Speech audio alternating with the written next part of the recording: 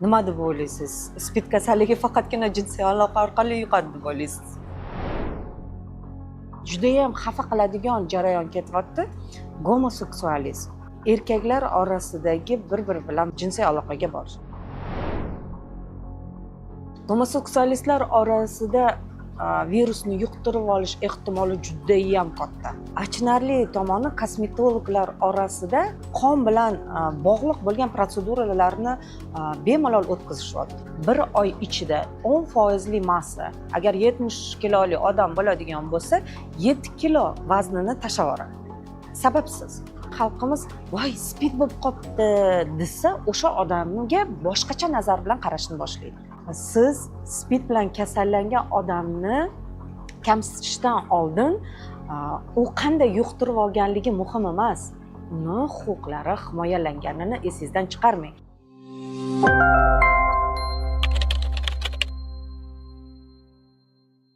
Nima deb o'ylaysiz? Spid kasalligi faqatgina jinsiy aloqa orqali yuqadi deb o'ylaysiz? Endi Xurshid opa, biz hammamiz ko'z oldimizga shu spid deganda shu fohisha ayollardan yuqadigan kasallik keladi baribir. Xalqimiz orasida ko'pincha eshitib qolaman, spidga chalinibdi yoki spid bo'lib qopti.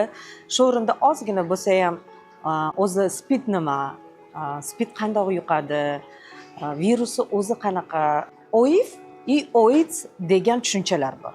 OIV bu orttirilgan immun tansiqligi virus. Agar virus organizmga tushadigan bo'lsa, bu OIV. OIVni OIDSga o'tishi, ya'ni orttirilgan immun tansiqligi sindromi asosan o'sha kasallik avj olgan paytda bo'ladi. Eng qo'rqinchlisi OIV kasalligida orttirilgan immun tansiqlik virusi hali sindrom holatiga o'tgani yo'q.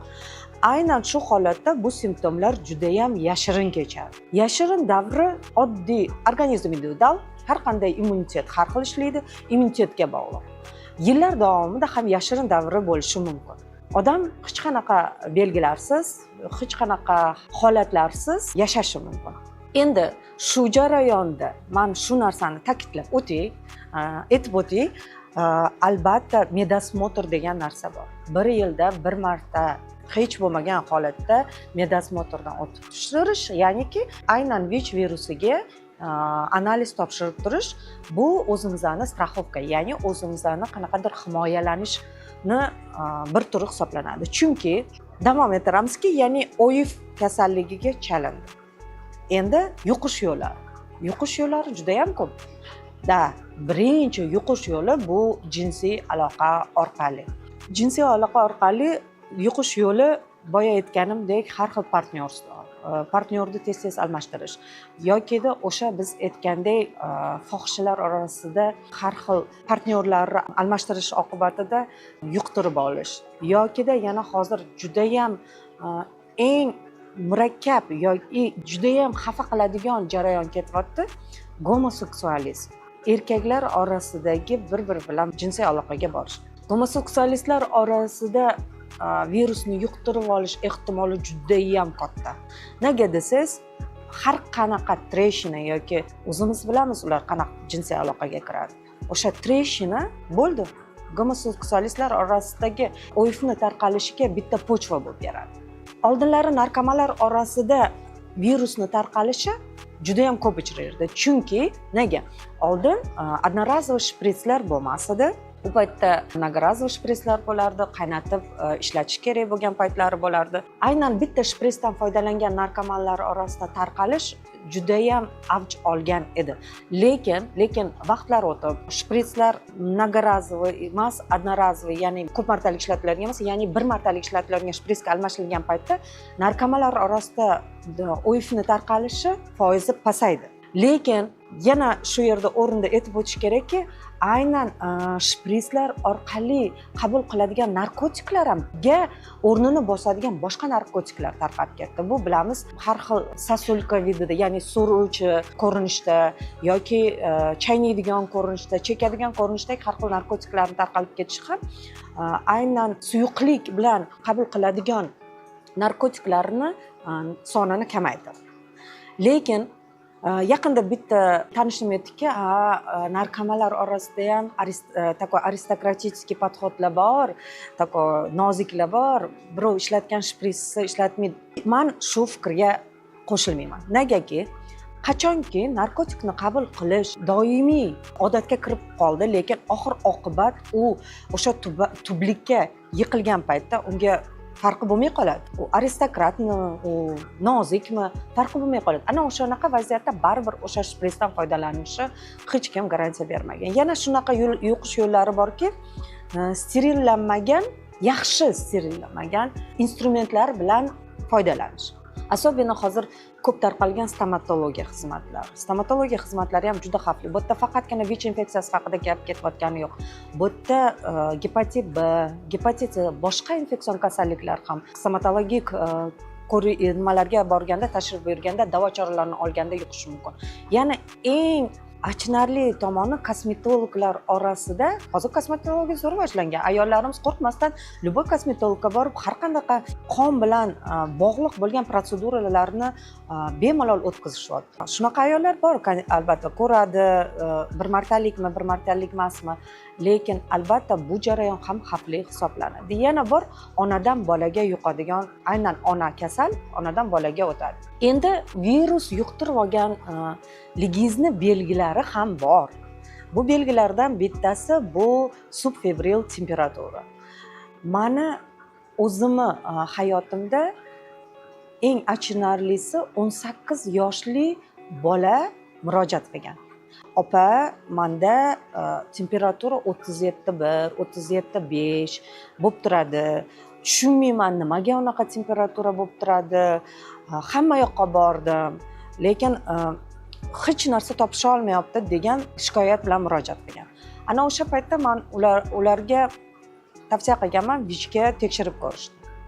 VIChga tekshirib ko'rilgan paytda aynan VICh musbat degan tashxis qo'yilmadi, chunki ehtimol bor, lekin положительный emas, musbat emas degan ehtimol baribir qanaqadir ikkilanishlar bo'lib yurdi. Keyin men unga aytdim, bo'lmasam torch infeksiyalarga topshirib ko'r, chunki torch infeksiyalar ham shunaqa simptomlar berishi mumkin. Hech qancha vaqt o'tmasdan, menimcha bir oylar o'tgach, u menga telefon qilib aytayotdiki, что opa, menda siz aytgan simptomlar paydo bo'lyapti. Undan oldin men unga aytgan edim, har kuni turganingda badaningni tekshirib ko'r, qo'ltig'ingni tagida, chavotlarda, hamma oyoqlarni tekshirib ko'r. Har xil yazvichka, yarachalar yo'qmi? Telefon qildi, aytayotdi, что menda shunaqa yazvichkalar, har xil toshmalar toshishni boshladi. Men shu jarayonda panika qilishni boshladim. Albatta, men tahlillarni SPID markaziga jo'natdim. SPID markaz u tahlillarni положительный, ya'ni musbat ekanligini tasdiqlab berdi. Ikkinchi belgisi bu har xil toshmalar toshishi. Toshmalar nafaqat badanda, balki og'iz atroflarida ham toshadi.